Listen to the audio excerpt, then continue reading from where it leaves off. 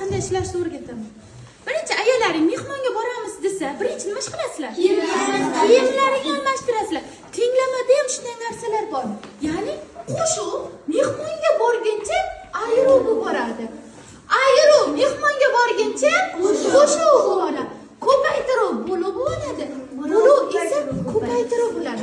Mana bu tenglik bor-ku, devorda mana tarafdagisi uyda egasi. Qanday uyda egasilar kutib turadimi? Endi keting. Birdan tenglamada mana shu joylar yoza olasizlar. Oxirgi amalgacha. Ya'ni x minus 4 bo'lingan 2 ko'paygan 3 ayrilgan 20 qo'shilgan 5. Qarzlar sanab qo'yib chiqamiz. Uyda egasi necha? Kim mehmonga boradi? 11 mi? Mehmonga borguncha ko'paytirsak necha? 3 ta 11.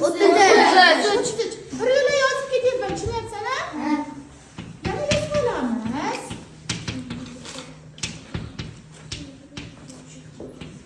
Yana uyda egasi necha? 25 mehmonga borguncha nima bo'ladi?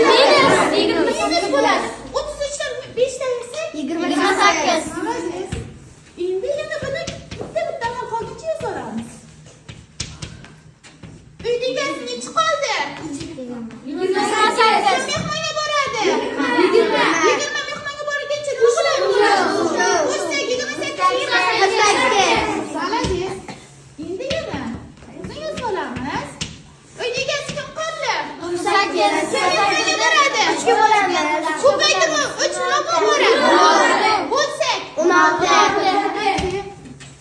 Tak, x minus 4. Uyda egasi kim qoldi? 16. Mehmonga boryapti? 12. Buni 2 nima o'tadi?